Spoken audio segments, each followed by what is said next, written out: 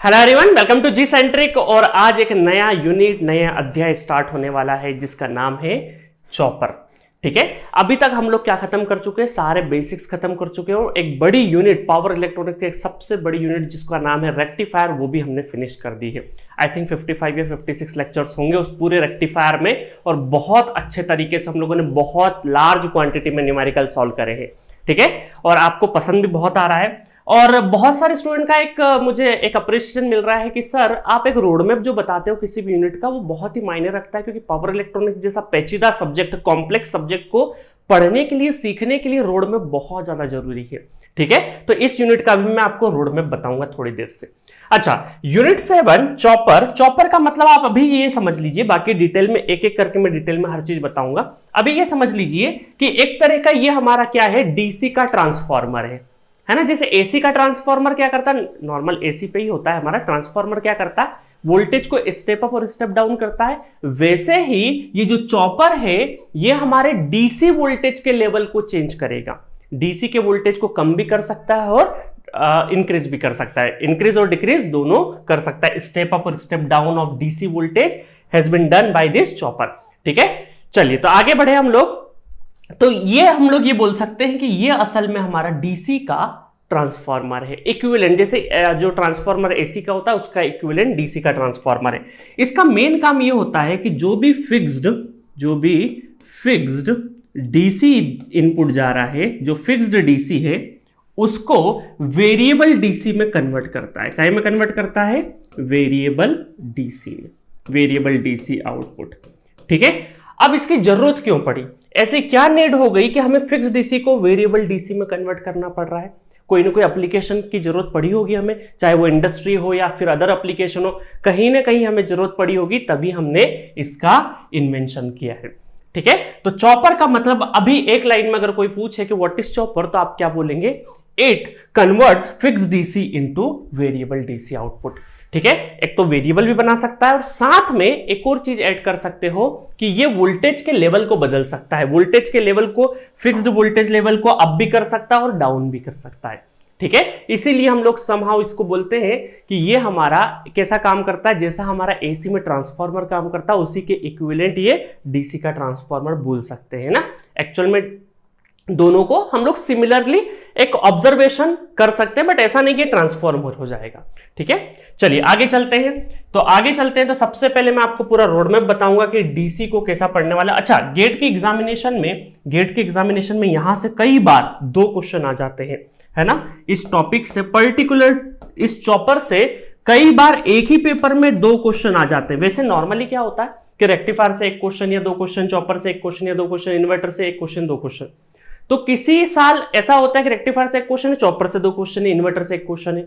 कई बार ऐसा होता है इन्वर्टर से 2 क्वेश्चन है, चॉपर से 1 क्वेश्चन है, रेक्टिफायर से 1 है ना। तो बहुत बार क्या हुआ है कि चॉपर से 2 क्वेश्चंस पूछे गए हैं, चाहे वो 1 नंबर में हो चाहे 2 नंबर में, जो भी हो, depending on the paper condition. ठीक है, तो और ये सबसे ज्यादा इजी है। अगर मैं तीनों यूनिट की बात करूं, आपके 3 यूनिट है मेनली आपके, रेक्टिफायर, चॉपर और इन्वर्टर। तो इन तीनों यूनिट में चॉपर जो है वो सबसे आसान है, कुछ भी नहीं है, बहुत ही सिंपल इक्विवेलेंट सर्किट है, बहुत ही सिंपल वेवफॉर्म है। तो सबसे आसान कैटेगरी में मैं चॉपर रखूंगा, देन इन्वर्टर, देन रेक्टिफायर। मतलब जो सबसे टफ है वो हम लोगों ने पढ़ लिया है। ठीक है, चलिए तो अब हम लोग इसका रोड मैप देखते हैं किस तरीके से इसको पढ़ने वाले हैं। इसको हम लोग 3 यूनिट में पढ़ेंगे, 3 यूनिट में। तो जो पहली यूनिट है इसकी चॉपर, सिंपल चॉपर है, ये है हमारी फर्स्ट यूनिट। ये हमारी क्या है? फर्स्ट फेज में चॉपर पढ़ेंगे। इस चॉपर के अंदर हम लोग इंट्रोडक्शन लेंगे कि चॉपर क्या होता है, उसकी नीड क्या है, उसके एप्लीकेशंस क्या है और उसकी कंट्रोल स्ट्रेटेजीज क्या है।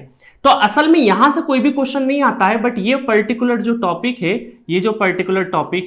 ये इंटरव्यू वगैरह में काम आता है, इंटरव्यू में काफी काम आता है, जिसमें इंट्रोडक्शन हो, एप्लीकेशन हो, कंट्रोल स्ट्रेटजीज हो। क्योंकि आप जब भी एमटेक या आईआईटीज या पीएसयू में इंटरव्यू के लिए जाएंगे तो यहां पर पावर इलेक्ट्रॉनिक्स से एप्लीकेशन बेस्ड इंटरव्यू में क्वेश्चन पूछे जाते हैं।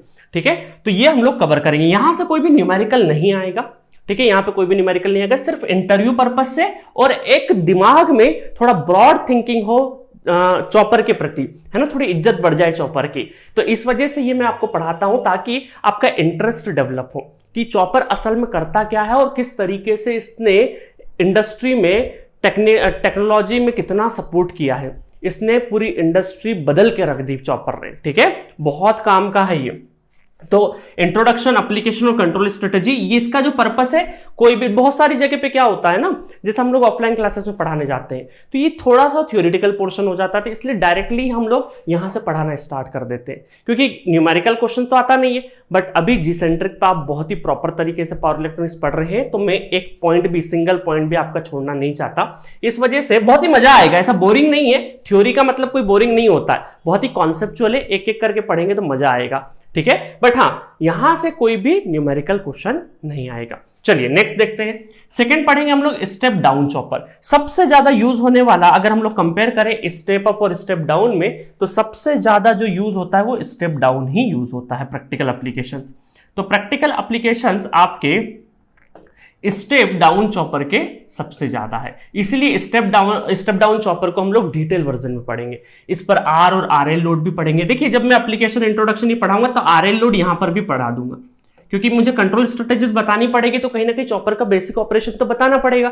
तो बेसिक ऑपरेशन में आरएल लोड के साथ में आपको बता दूंगा, ठीक है। और जब मैं स्टेप डाउन चॉपर पढ़ाऊंगा तो अगेन आर और आरएल लोड पे बताऊंगा, और आरएलई पे हम लोग कंटिन्यूअस और डिसकंटिन्यूअस मोड में, दोनों ही मोड में पढ़ेंगे और इसका डिटेल एनालिसिस करेंगे, इसका ट्रांजिएंट और स्टेडी स्टेट बिहेवियर दोनों देखेंगे, ठीक है। तो ये हम लोग डिटेल वर्जन में देखेंगे।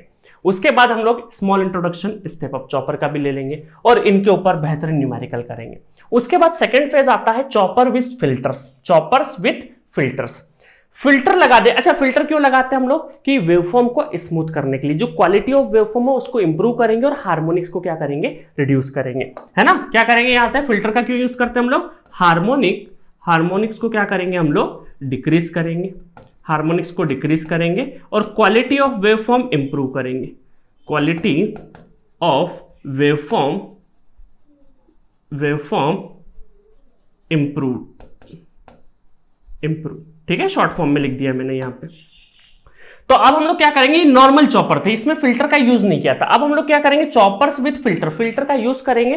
क्यों करते हैं फिल्टर का यूज? हार्मोनिक्स को डिक्रीज, हार्मोनिक कंटेंट डिक्रीज करने के लिए और क्वालिटी ऑफ वेवफॉर्म इंक्रीज करने के लिए, इंप्रूव करने के लिए। तो इसमें तीन फेमस हमारे क्या होते हैं? कन्वर्टर होते हैं। एक होता है बक कन्वर्टर, दूसरा बूस्ट कन्वर्टर और तीसरा है बक बूस्ट कन्वर्टर। याद रख लीजिए, क्योंकि आपके गेट के क्वेश्चन, ज्यादातर क्वेश्चंस यहां से ही आते हैं। इन तीनों से ही यहां से क्वेश्चंस आपका फ्रेम होता ही होता है। सिंपल चॉपर से क्वेश्चंस बहुत रेयर आते हैं आज के जमाने में, है ना। हाँ, ओल्ड पेपर में आप देखोगे तो सिंपल स्टेप अप और स्टेप डाउन चॉपर से क्वेश्चन आए हुए हैं, बट आज की तारीख में विद चॉपर्स विद फिल्टर से ही क्वेश्चन आएगा। अब फिल्टर का मतलब कोई बहुत बड़ा सर्क्यूट नहीं है, इंडक्टर और कैपेसिटर लगाएंगे बस, ठीक है। कोई बहुत ज्यादा ऐसा नहीं है कि सर फिल्टर लगा दिया तो कोई बहुत बड़ा सर्किट बदल जाएगा, ऐसा कुछ भी नहीं है। तो चॉपर विद फिल्टर में बक कन्वर्टर, बूस्ट कन्वर्टर और बक बूस्ट कन्वर्टर। अच्छा, ये बक मतलब क्या है? इट्स बकिंग, मतलब डाउन कहीं ना कहीं। तो ये क्या करेगा? हमारा आउटपुट वोल्टेज को क्या करेगा? डाउन करेगा। मतलब कि ये हम ये बोल सकते हैं कि स्टेप डाउन का ही फॉर्म है फिल्टर के साथ में, ठीक है। स्टेप डाउन का ही फॉर्म है विद फिल्टर के साथ में, जिसको बोल दिया बक कन्वर्टर। बूस्ट कन्वर्टर का मतलब है इंक्रीमेंट, बूस्ट दी वोल्टेज, इसका मतलब है step up chopper with filter, ठीक है। और ये हमारा बक बूस्ट कन्वर्टर, मतलब इसको स्टेप अप और स्टेप डाउन दोनों तरीके से हम लोग यूज कर सकते हैं, ठीक है। तो इसका नाम क्या है? Buck boost converter. तो ये है हमारा सेकेंड फेज। 3 यूनिट में पढ़ेंगे पूरा का पूरा चॉपर। तो ये हमारी सेकेंड यूनिट हो गई। फर्स्ट यूनिट ये थी हमारी। और थर्ड यूनिट क्या है, जो कि गेट में बहुत ज्यादा काम का नहीं आता है, बट आपके जो सेमेस्टर पेपर है या फिर जो कन्वेंशनल पेपर होते हैं ईएससी वगैरह के, तो वहां पे क्वाड्रेंट ऑपरेशन ऑफ चॉपर भी आपसे पूछा जाता है। कहां पे? एक तो कॉलेज और कन्वेंशनल जितने भी पेपर होते हैं, कन्वेंशनल पेपर लाइक ईएससी का जो कन्वेंशनल पेपर हुआ या फिर आपका स्टेट का कोई कन्वेंशनल पेपर हुआ, तो वहां पर भी आपसे ये पूछा जाता है quadrant operation of the chopper. छोटा सा टॉपिक है, जल्दी जल्दी हम लोग चारों क्वाड्रेंट में जितने भी क्वाड्रेंट इसके हैं वो सबके सब देख लेंगे, ठीक है। चलिए, तो यहां पर मैं इसको क्या कर देता हूं? जूम आउट कर देता हूं। तो ये पूरा चॉपर का रोड मैप है। Unit 1, unit 2, unit 3। यूनिट 1 में सिंपल चॉपर, यूनिट 2 में चॉपर्स विद फिल्टर्स और यूनिट 3 में quadrant operation of the chopper. तो अब आपके दिमाग में फिट हो गया होगा कि चॉपर का किस तरीके से, जैसे रेक्टिफायर अभी मैं बोलूं तो आपको रेक्टिफायर दिखने लगता है ना, कि सर ने बताया था सिंगल फेज, 3 फेज, फिर उसकी अलग अलग लोडिंग कंडीशंस और ये सारी चीजें। तो रोड मैप रहेगा ना, एक मैप रहेगा, तो सफर क्या होता है? आसान होता है। ठीक है, जब भी हम लोग किसी जर्नी पे निकलते हैं, आजकल आप जीपीएस लगा के चलते हो, है ना, कहीं पर भी जाते जीपीएस सामने दिखता रहता है, आगे का हमें मार्ग दिखाई देता है, तो हमारा जो डेस्टिनेशन तक पहुंचने का जो सफर है वो आसान हो जाता है, ठीक है, बिना टेंशन के गुजरता है। तो सिमिलरली किसी भी, देखिए जो भी इंजीनियरिंग है हमारी, इलेक्ट्रिकल इंजीनियरिंग काफी कॉम्प्लेक्स है, उसको समझने के लिए आपको प्रॉपर रोड मैप की जरूरत पड़ती ही पड़ती है। अगर आप मशीन को प्रॉपर रोड मैप से नहीं समझेंगे, अगर पावर सिस्टम को प्रॉपर रोड मैप से नहीं समझेंगे, तो बहुत ही ज्यादा डिफिकल्टी आएगी। इसीलिए आपको दो तरह के लोग मिलते हैं, एक तो मशीन बहुत अच्छा लगता है और एक मशीन बहुत बेकार लगता है। मतलब एक स्टूडेंट का मशीन बहुत अच्छा होगा, एक का बहुत खराब होगा, क्योंकि बिकॉज ऑफ रोड मैप, ठीक है। तो इसीलिए मेरा पावर इलेक्ट्रॉनिक्स में मानना है कि पावर इलेक्ट्रॉनिक्स अपने आप में बहुत ज्यादा कॉम्प्लेक्स है, क्योंकि यहां पे मशीन, पावर सिस्टम सबका एप्लीकेशन है यहां पे। इस वजह से इसका रोड मैप देना बहुत ज्यादा जरूरी है। इसलिए बार बार मैं रेक्टिफायर में भी रोड मैप के ऊपर काफी फोकस किया, चॉपर में भी इस तरह का रोड मैप मैंने आपको बता दिया है। अब वन बाय वन चाहता तो मैं डायरेक्ट स्टार्ट कर देता, बट आपको सिखाना है ना, मुझे एग्जाम के अंदर क्वेश्चन बनना चाहिए आपसे, यहां पे नहीं, ठीक है। तो चलिए, तो हम लोग वन बाय वन स्टार्ट करेंगे चॉपर में। सबसे पहले introduction, application and control strategy next lecture से।